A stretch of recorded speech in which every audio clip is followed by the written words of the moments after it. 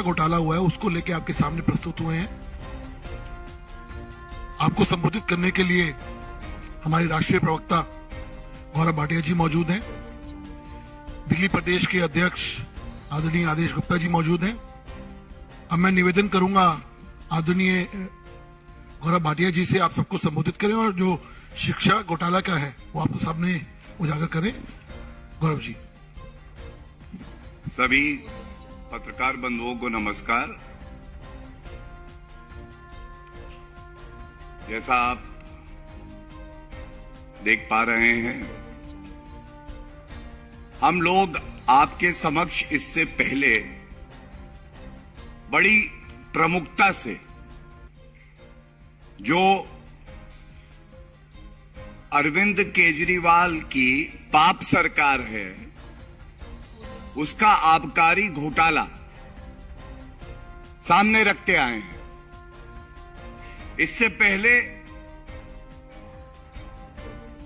स्वास्थ्य मंत्री दिल्ली सरकार के सत्येंद्र जैन, जिनको कट्टर ईमानदार का सर्टिफिकेट दिया था अरविंद केजरीवाल जी ने, वो 3 महीने से जेल में हैं,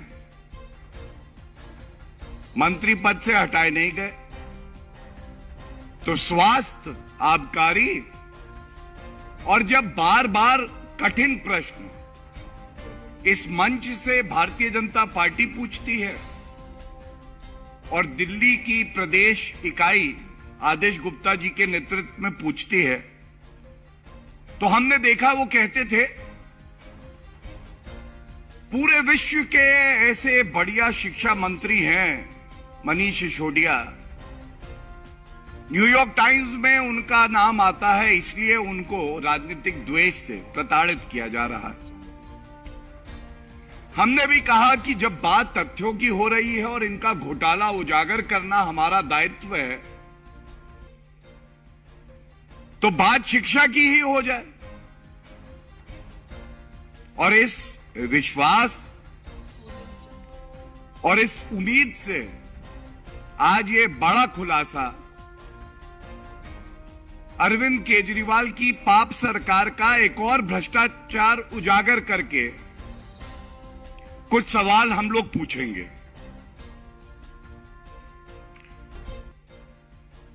बहुत भारी मन से एक बात कहेंगे, 1 रुपए का घोटाला भी हो तो वो भ्रष्टाचार स्वीकार नहीं किया जा सकता। और स्वास्थ्य और आबकारी नीति के बाद जब आप नहीं एक पाप सरकार हमारे दिल्ली के बच्चों के भविष्य के साथ खेलने लगे, तो ये अपने आप में एक प्रमाण है कि किस तरह से आम आदमी पार्टी की सरकार में नैतिकता का दम घुट रहा है, गला घोट दिया गया है। ये जो घोटाला आपके समक्ष रख रहे हैं, इसमें यह बताना बड़ा जरूरी है, 25 जुलाई 2019 को एक कंप्लेंट सीवीसी को आती है और इस कंप्लेंट में ऐसे तथ्य आते हैं कि कोई भी व्यक्ति चिंतित भी होगा और सोचने के लिए मजबूर हो जाएगा कि हमारे दिल्ली के बच्चों के भविष्य के साथ ये पापी अरविंद केजरीवाल का शिक्षा मॉडल क्या है। मैं आपको बता दूं,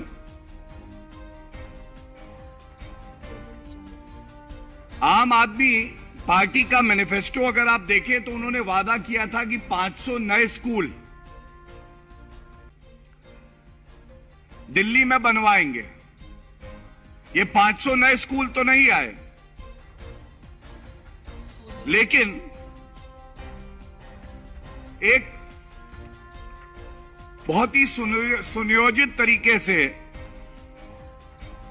पहले एक रिपोर्ट मंगवाते हैं अपने पीडब्ल्यूडी डिपार्टमेंट से। इस पीडब्ल्यूडी डिपार्टमेंट की रिपोर्ट, जो कि अरविंद केजरीवाल के ही इशारे पे दी गई, कहा जाता है कि हम जो स्कूल है वहां पे अतिरिक्त कमरे बनवाएंगे।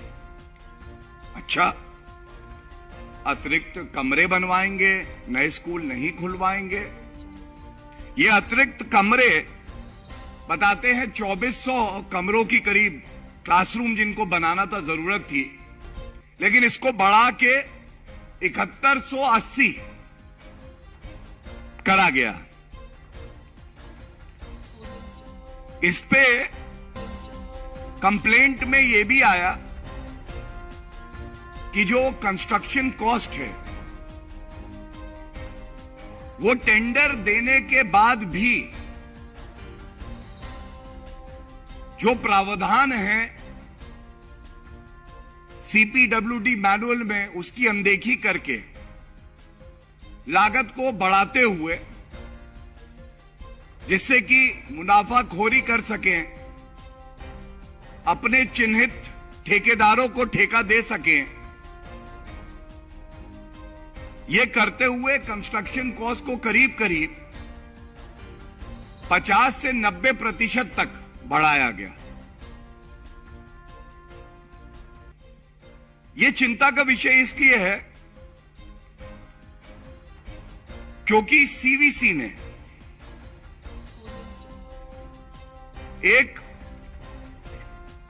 रिपोर्ट जिसमें यह स्पष्ट था कि घोटाला हुआ है, बड़ा घोटाला हुआ है, भेजी दिल्ली सरकार के जो विजिलेंस के सेक्रेटरी हैं उन्हें, और 2.5 साल पहले करीब फरवरी 2020 में। तो पहला सवाल अरविंद केजरीवाल जी ये है, अगर आप ढोंग, पाखंड और जो नौटंकी आप कर रहे हैं उसमें इतने व्यस्त नहीं थे, तो ये रिपोर्ट जो भेजी गई 2.5 साल पहले आपको, हमारे बच्चों की शिक्षा और क्लासरूम को लेकर जो घोटाला हुआ है, आपने इसका संज्ञान लिया, और संज्ञान लिया तो 2.5 साल में क्या कार्रवाई करी? ये पहला प्रश्न है हमारा। और इस बार नाटक करने से काम नहीं चलेगा, क्योंकि तथ्य बहुत मजबूत हैं।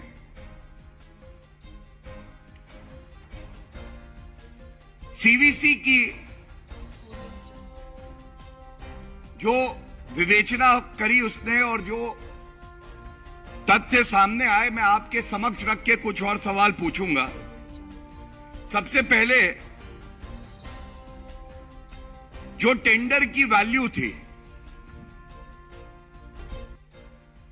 उसको बढ़ाते हुए जहां 90% तक कई जगह बढ़ा दिया गया,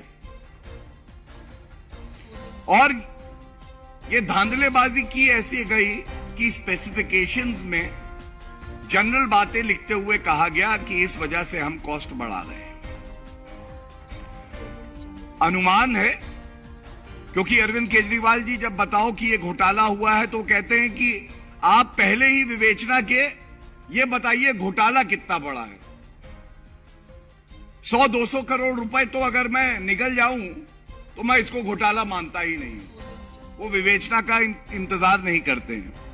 लेकिन इस रिपोर्ट के तहत 326 करोड़ रुपए कॉस्ट एस्केलेशन हुआ, 326 करोड़ रुपए।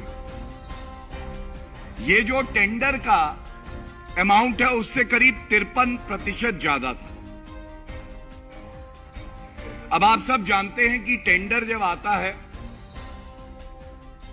और अगर आप उसको बदलना चाहते हैं और सार्वजनिक रूप से हर ठेकेदार, हर व्यक्ति सरकार द्वारा जो टेंडर पेश किया गया है उसमें सम्मिलित हो सके, तो अगर आप कोई बदलाव लाएंगे तो वो भी पब्लिक डोमेन में आएगा। लेकिन ऐसा अरविंद केजरीवाल जी की सरकार नहीं करती है। इस रिपोर्ट में यह भी तथ्य आया है, ये जो बढ़ी हुई लागत थी, इसमें बनने थे 6133 क्लासरूम, लेकिन बनाए गए 4027। अब आप देखें, करीब 33%, एक तिहाई तो हवाई हो गए, गायब हो गए। हर क्लासरूम बनने का एक बजट था, यह बजट बढ़ाया, वो भी इरेगुलर तरीके से। CPWD मैनुअल में जो कानून है, जो गाइडलाइंस है, उसकी अनदेखी करी, और जब बढ़ा दिया तो भी 6133 क्लासरूम की बजाय केवल 4027 बने। अरविंद केजरीवाल जी, ये कृपया करके बताइए, ऐसा फिर से प्रतीत होता है कि ये 33% क्लासरूम जो कम बने बढ़ी हुई लागत पे, ये भी घूम के काला धन आप ही की तिजोरी में आया है। क्या हमारे तथ्य गलत हैं? ये सवाल पूछने का हक तो दिल्ली की जनता को है ना।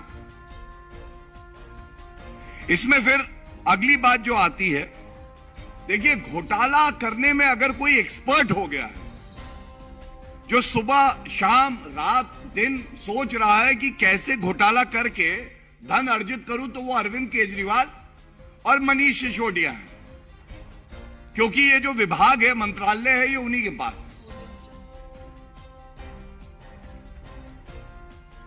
जरूरत थी अतिरिक्त शौचालय जो हैं स्कूल में 160 की, बनाते कितने हैं? रिपोर्ट के हिसाब से कहते हैं 1214 की जरूरत है।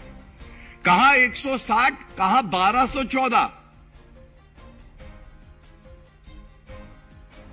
और सबसे दुखद मैं समझता हूं, इतनी पीड़ा है इस बात को जानकर,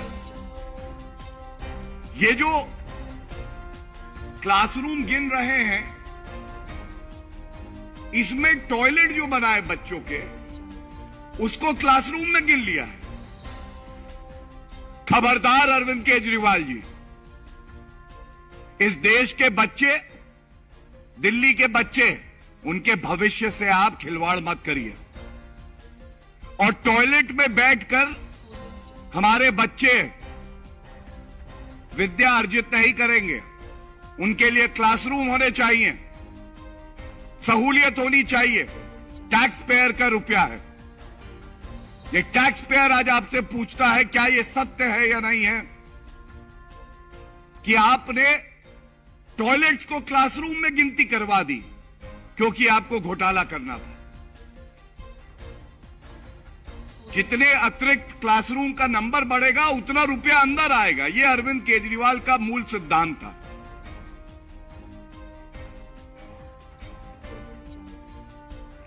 इसके अलावा घोटाला किस स्तर का है, तभी कहते हैं आप नहीं पाप है। जिस विभाग की बात करोगे भ्रष्टाचार मिलेगा। इन्होंने कहा कि रेन वाटर हार्वेस्टिंग सिस्टम होना चाहिए स्कूल में, और 29 रेन वाटर हार्वेस्टिंग सिस्टम हम बनाएंगे। इसके लिए इन्होंने अनुदान लिया। जब इंस्पेक्शन हुआ है, कहां 29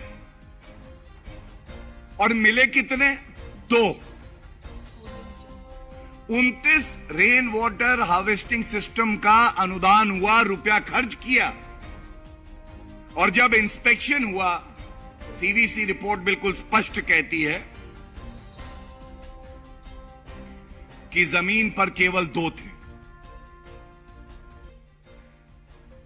आपकी नियत में इतना खोट, इतना भ्रष्टाचार आपके अंदर, आपके डीएनए में भ्रष्टाचार बह रहा है अरविंद केजरीवाल जी। ये जो तथ्य हम बता रहे हैं, अगर हिम्मत हो, विधानसभा का सत्र चल रहा है, विधानसभा के पटल पर आप ये जो हम सवाल उठा रहे हैं, इसका उत्तर दे दीजिए। अगला तथ्य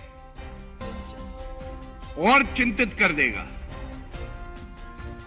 जो सैंक्शन्ड अमाउंट था इन सभी प्रोजेक्ट का, यह करीब 990 करोड़ था, टू बी प्रिसाइज 989.26 करोड़। जो अवार्ड वैल्यू थी सारे टेंडर्स की, ये 860 करोड़। लेकिन खर्चा कितना हुआ? 1315 करोड़। अगर 860 करोड़ के टेंडर आपने दिए तो ये 1315 खर्च कैसे हुआ? क्या जनता हिसाब नहीं लेगी 450 करोड़ ये जो अतिरिक्त है उसका? और एक बड़ी बात मैं आपके समक्ष रख दूं कि ये घोटाला किस तरह का है। जब भी कोई सरकारी काम होता है तो गाइडलाइंस है, सीपीडब्ल्यूडी मैनुअल, जीएफआर और सीवीसी गाइडलाइंस है कि सरकारी ठेका जो है वो टेंडर से ही होगा, पब्लिक डोमेन में उसका आना जरूरी है। और जो बात अब मैं आपसे कहने जा रहा हूं, सवाल ठोक के जो पूछूंगा, कोई नया टेंडर नहीं निकाला गया अरविंद केजरीवाल जी आपके द्वारा, आपकी सरकार के द्वारा। तो ये टेंडर आपने क्यों नहीं निकाला? ये इसलिए नहीं निकाला क्योंकि कुछ ठेकेदार जो कि अरविंद केजरीवाल के बड़े घनिष्ठ हैं, जिनसे घूम के अरविंद केजरीवाल की तिजोरी भरनी थी, अगर सार्वजनिक रूप पे टेंडर निकालते तो हो सकता है कि कम लागत पर, कम कीमत पर कोई और व्यक्ति अच्छी क्वालिटी के क्लासरूम बना देता, ज्यादा क्लासरूम बनते, लागत कम होती। लेकिन एक नुकसान अरविंद केजरीवाल को हो जाता कि उनकी तिजोरी में रुपया नहीं आता, तो इसलिए टेंडर ही नहीं निकाला गया। और इसके साथ लिखा है कि जो भी आधे अधूरे क्लासरूम बने और टॉयलेट जिनको ये क्लासरूम मानते हैं वो पूरे भी नहीं किए गए और उसमें भी क्वालिटी इश्यूज हैं। ये जो बातें आपके समक्ष रखी हैं, इसका सारांश यही निकाला जा सकता है। एक तरफ केंद्र सरकार है, वो कहती है जीरो टॉलरेंस फॉर करप्शन, और दूसरी तरफ अरविंद केजरीवाल की सरकार है जो कहते हैं I Arvind Kejriwal here by guarantee you 100% absorption of corruption. अगर आप करप्ट हैं, मेरे पास आइए, आपको सम्मिलित करना मेरी जिम्मेदारी है। बच्चों का भविष्य मेरे लिए चिंता और प्राथमिकता नहीं है। बच्चों का क्या है, मैं उनको टॉयलेट में बैठा दूंगा, टेबल देने की आवश्यकता नहीं है। मेरे को अपनी तिजोरी भरनी है। और इसीलिए जनता आज कह रही है ऐसा कोई सगा नहीं जिसे अरविंद केजरीवाल ने ठगा नहीं। सिर्फ छोड़ दीजिए तो ठेकेदारों को, उनसे बड़ी घनिष्ठता है, उनसे इनकी बड़ी मित्रता है। और आजकल जब सवाल पूछो तो नाटक अच्छा करते हैं। ना उनको, ना मनीष सिसोदिया को, ना उनके प्रवक्ताओं को यह पता है कि कितने क्लासरूम बने। और आबकारी घोटाला जब उजागर कर रहे थे तो हर कोई अलग अलग आंकड़ा बताता था, कहता था इतने ही दुकानें हैं। अरविंद केजरीवाल जी खुद दिन जैसे बदलता था आंकड़ा बदल देते थे। तो क्योंकि पारदर्शिता से प्रेरित नहीं है, नाटक से प्रेरित हैं, तो मैं इतना ही कहूंगा, आपका तो लगता है बस यही एक सपना आपका तो लगता है, बस यही एक सपना। न्यूयॉर्क टाइम्स का नाम जपना, न्यूयॉर्क टाइम्स का नाम जपना, जनता का माल अपना। ये है अरविंद केजरीवाल जी। और अरविंद केजरीवाल जी, सारांश जो आज की प्रेस वार्ता है उसका इतना ही है कि 2.5 साल में विजिलेंस डिपार्टमेंट को जो सीवीसी की रिपोर्ट आई उस पर आपने क्या कार्रवाई करी है, हमें प्लीज बताइए। यह प्रश्न नंबर 1 है। दूसरा, एक सरकारी कार्य होना था, आपने इसका टेंडर क्यों नहीं निकाला? जो अतिरिक्त क्लासरूम्स बनने थे, why no tender was called for mister Arvind Kejriwal till the time you and your party and your corrupt ministers are punished under the law of the land. You will not be spared. तीसरा, ये जो 500 करोड़ करीब करीब cost escalation बता रहे हैं, report में भी आया है, ये भी आपने विदाउट टेंडर करी है।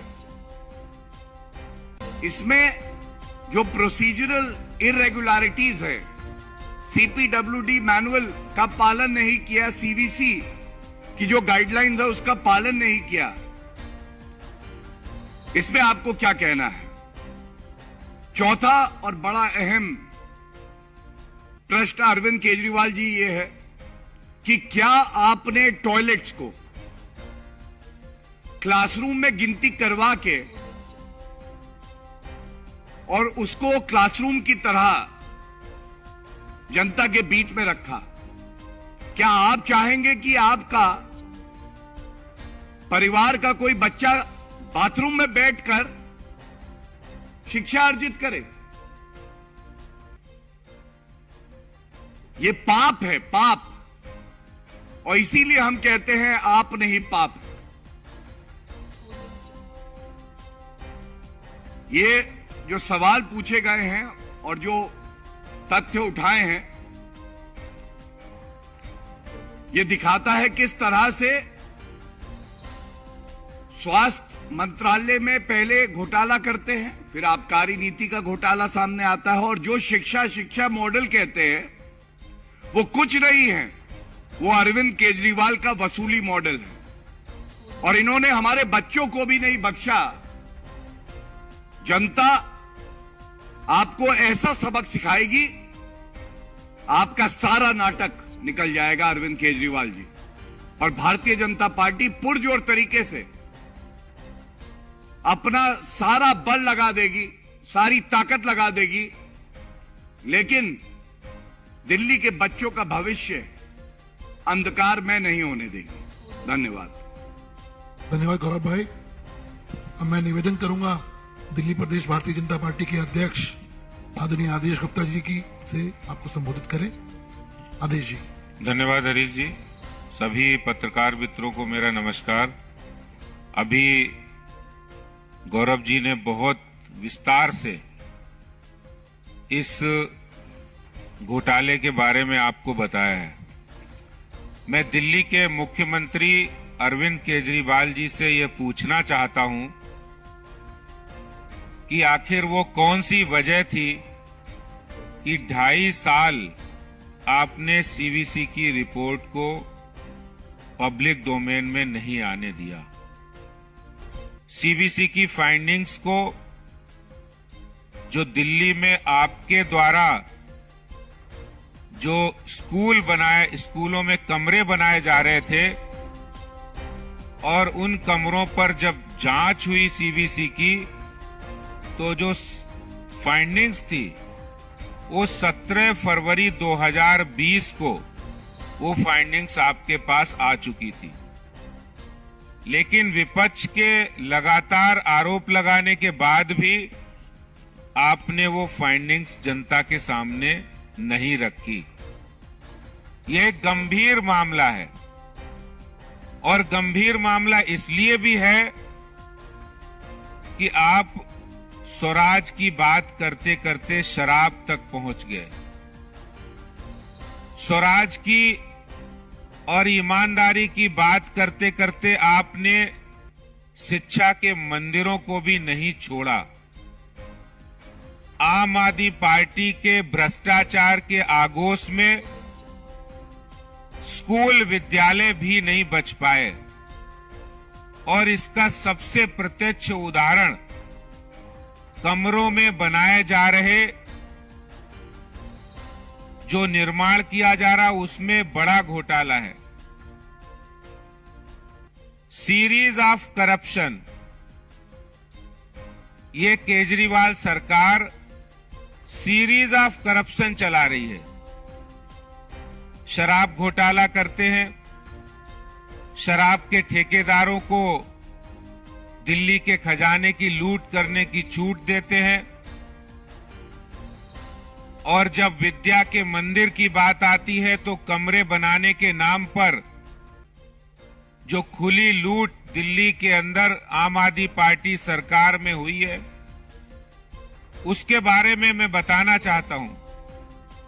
क्या अरविंद केजरीवाल जी बताएंगे कि बिना टेंडर के आपने 500 करोड़ रुपया जो खर्चा किया उसका क्या हिसाब किताब है? जबकि सीपीडब्ल्यूडी मैनुअल कहता है कि कोई भी टेंडर की जो टेंडर्ड कास्ट होती है उससे 10% से ज्यादा आप खर्चा नहीं कर सकते हो। अगर 10% से ज्यादा खर्चा होता है तो उसके लिए नया टेंडर करना पड़ेगा। लेकिन अरविंद केजरीवाल जी ने नहीं किया, इनके शिक्षा मंत्रालय पीडब्ल्यूडी मंत्रालय ने नहीं किया, तो जरूर इसमें दाल में कुछ काला था। जरूर आप अपने लोगों को ठेके दिलवाकर भ्रष्टाचार करना चाहते थे, किया है, इसीलिए आपने ऐसा नियमों का उल्लंघन किया है। दूसरी बात मैं ये कहना चाहता हूं कि जो भी आपने कमरे बनाए उन कमरों को भी सही तरीके से नहीं बनाया गया। सीबीसी की रिपोर्ट कहती है कि ना सीपीडब्ल्यूडी के मैनुअल्स का नियमों का पालन किया गया, न सीबीसी की गाइडलाइंस का पालन किया गया, न जनरल फाइनेंस रूल का पालन किया गया। और एक प्रश्न आज भारतीय जनता पार्टी आपके सामने जनता के समक्ष भी खड़ी करना चाहती है कि जब भारतीय जनता पार्टी आपके सीरीज ऑफ करप्शन पर प्रहार करती है और उसको उजागर करती है तो आप सीरीज ऑफ ड्रामा शुरू कर देते हैं, बेचारा पॉलिटिक्स शुरू कर देते हैं, नई नई स्क्रिप्ट लाकर जनता का ध्यान भटकाने की कोशिश करते हैं। लेकिन आज मैं ये कहना चाहता हूं कि आम आदमी पार्टी की सरकार चाहे कितनी भी कोशिश कर ले, अरविंद केजरीवाल या मनीष सिसोदिया कितनी भी कोशिश कर ले, लेकिन ये भ्रष्टाचार को उजागर जो हुआ है ये जनता के सामने रखने से भारतीय जनता पार्टी को कोई रोक नहीं पाएगा। और यह बात अब स्पष्ट हो गई है कि एक 15 बाई 20 का कमरा जो 300 स्क्वायर फीट होता है, उस कमरे की लागत कितनी है मैं ये नहीं कह सकता हूं, लेकिन मैं इतना जरूर कहूंगा कि अगर एक टुकड़ी वाले कमरे की, पूरा आरसीसी का लेंटर नहीं पड़ा है, ये सेमी परमानेंट स्ट्रक्चर जिसमें गाटर और टुकड़ी से कमरे बनाए गए, वो 20 बाई 15 के कमरे की क्या लागत होगी? अगर 2000 स्क्वायर फीट 2000 पर स्क्वायर फीट भी होगा तो 6 लाख से ज्यादा इसकी लागत नहीं आती है। और मैं आज चुनौती देना चाहता हूं अरविंद केजरीवाल जी को, 33 लाख रुपए उन्होंने एक कमरे पर खर्चा किया है, दिल्ली की जनता के टैक्स पेयर की गाड़ी कमाई का पैसा उन्होंने भ्रष्टाचार में लुटाया है। और मैं आज ये भी घोषणा करना चाहता हूं कि भारतीय जनता पार्टी आज के दिन से एक नोटिस जारी करने वाले हैं दिल्ली के उन तमाम बिल्डरों के नाम कि आइए और आप एक अपना कोटेशन दीजिए, आकर के निविदा दीजिए कि 15x20 का सेमी परमानेंट स्ट्रक्चर का जो कमरा है, टुकड़ी वाला कमरा, वो कितने में बनेगा है। केजरीवाल जी तो 33 लाख में बना रहे हैं। केजरीवाल ने 33 लाख का कमरा बनाया, आइए आप कितने में बनेगा। मैंने कई लोगों से बात की है, कोई 5 लाख, कोई 6 लाख। लेकिन मैं आज ये प्रेस वार्ता में भी ये कहना चाहता हूं, और जब ये निविदा 3 दिन के बाद फिर भी एक बार प्रेस वार्ता करके सारे कोटेशन आपके समक्ष रखूंगा, तब वास्तव में आज केजरीवाल ने जो घोटाला किया है उसकी भी असलियत जनता के सामने आ जाएगी कि किस तरह केजरीवाल ने इस घोटाले के नाम पर शिक्षा के मंदिरों को भी नहीं छोड़ा, जहां बच्चों को टॉयलेट में पढ़ने के लिए वो मजबूर कर रहे हैं।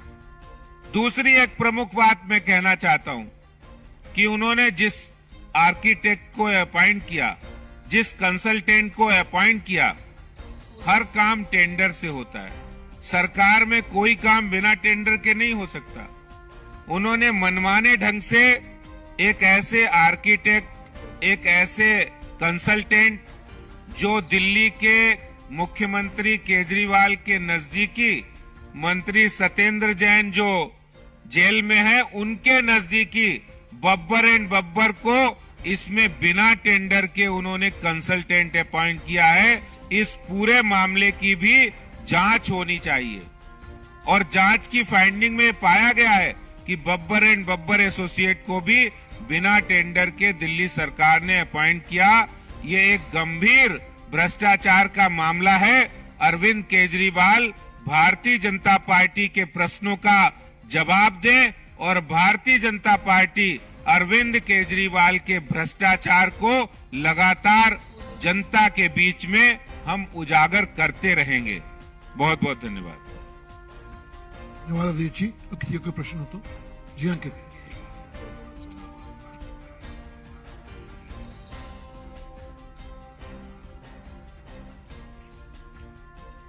देखिए, इस पे कोई द्वेष भावना नहीं है।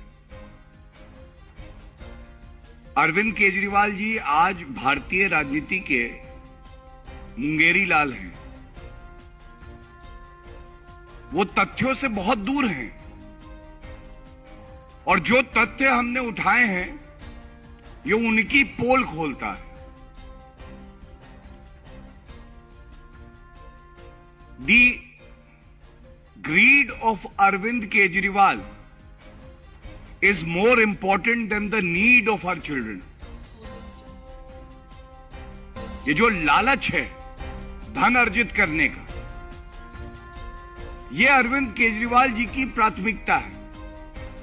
और बच्चों की जो पढ़ाई है वो तो टॉयलेट से भी हो सकती है। आज सवाल ये है, इस मंच से जो तथ्य हमने रखे हैं, जो व्यक्ति अरविंद केजरीवाल भ्रष्टाचार के मुद्दे पर ही राजनीति में आया था, वो इतनी गंभीर एक रिपोर्ट आती है, 2.5 साल तक ठंडे बस्ते में क्यों रखी जाती है, उसमें क्या कार्रवाई हुई है, ये प्रश्न तो पूछा जाएगा। और अगर इस पे कोई कार्रवाई नहीं होती है तो इस निष्कर्ष पे आना कि आबकारी घोटाले की तरह इस घोटाले में भी अगर कोई मास्टरमाइंड और किंगपिन है, वो अरविंद केजरीवाल है। क्योंकि जब आप ही निर्देश करोगे, आप ही रचना करोगे एक भ्रष्टाचारी स्कैम की, तो रिपोर्ट आने पे आप कार्रवाई क्यों करोगे? और ये सारे तथ्य जो रखे हैं, इससे बिल्कुल स्पष्ट हो जाता है, भाग केजरीवाल भाग। वो किसी प्रश्न का उत्तर नहीं देंगे। वो नहीं बताएंगे कि क्यों 2.5 साल तक कार्रवाई नहीं हुई। वो नहीं बताएंगे कि उनके हर मंत्रालय में एक घोटाला पकड़ा जा रहा है। स्वास्थ्य मंत्री 2 प्रदेश में थे, हम कहते हैं 100% करप्शन इन हेल्थ। 2 प्रदेशों में सरकार, 2 स्वास्थ्य मंत्री दोनों अरेस्ट हुए भ्रष्टाचार के आरोप में। अब यह कहना गलत नहीं होगा कि दिल्ली की पूरी सरकार में हर मंत्रालय में भ्रष्टाचार।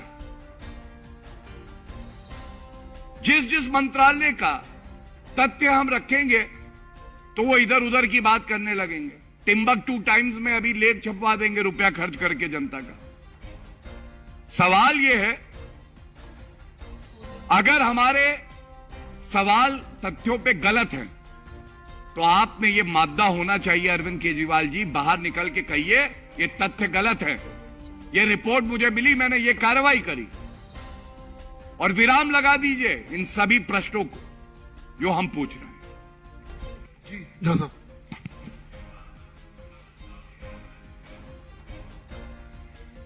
लोकतंत्र में सबसे बड़ा जो विश्वास मत है वो जनता का विश्वास आप पे है कि नहीं। और जो बड़े मुद्दे हम उठा रहे हैं उससे विषयांतर करने के लिए अरविंद केजरीवाल जी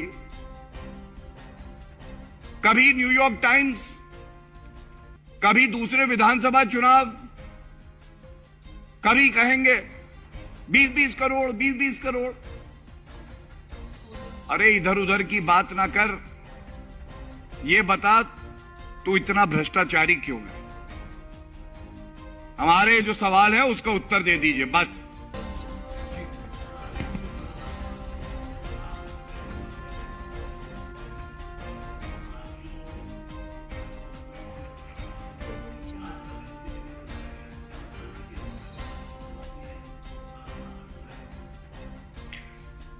देखिए, इतनी चिंता अगर अरविंद केजरीवाल जी को जनता की होती तो जो घोटाले उनकी नाक के नीचे उनके निर्देशों से हुए हैं जनता के समक्ष आते। और उनको बड़ा शौक है, एक टोल नंबर दे रहा हूं, फोन नंबर। आज अरविंद केजरीवाल जी का जो टोल नंबर है जनता की नजरों में वो है 420-9211-420। पहले 420 ही करते हैं, फिर 9211 हो जाते हैं, फिर एक और 420 ही पकड़ी जाती है।